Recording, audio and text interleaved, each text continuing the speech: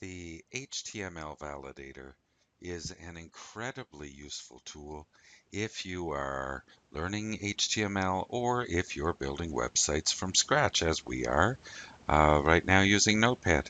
So to find the HTML validator, I'm going to begin by going to Google and typing in HTML validator. You can certainly use your search engine of choice.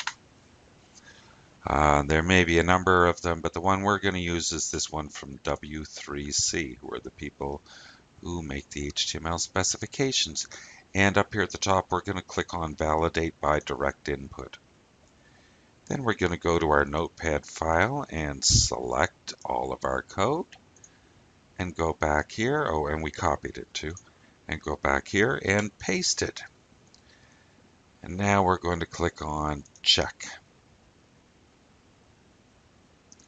Now what we want to see is a green line like this that says document checking completed, no errors or warnings to show.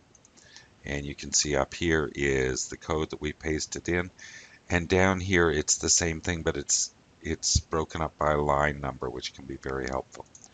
Okay, so what if there's an error? I'm going to add an error. You can see right here I'm going to take out the backslash off the closing H2.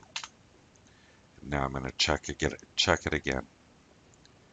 So now when I scroll down, I see error, error, error, error, error, error, error. So there's 7 errors that it found. But we know there's actually only one, right? So the HTML validator is very helpful in helping you find mistakes, but it doesn't necessarily help you find what they are.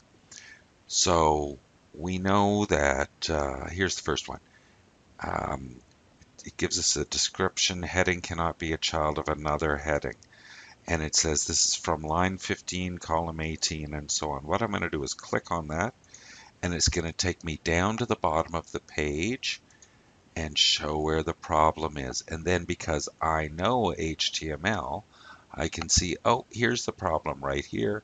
I am missing the closing slash with that closing H2 tag, and that has caused all of these other problems.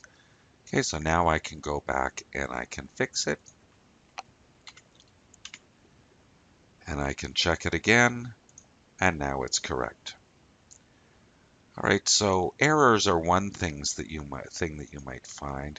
Now another thing that you might find is, let me just make sure that is fixed. Yes, it is. Another thing you might get is a warning. So I'm going to take out the lang equals en here at the beginning. We're just going to have HTML, and now we're going to check. Okay, so you can see here it's not an error, so there is nothing actually wrong, but there is a warning, and the warning says that I should consider adding the lang attribute to HTML to start the declaration of language at the beginning of this document. And then again, I can click here on the from line, and it's going to take me here and show me where it means that I might do this. Okay, and I don't have to do it. It's not wrong, but it is a suggestion. So use the HTML validator. It's really useful to help you know if your HTML5 is valid and useful for doing your assignments.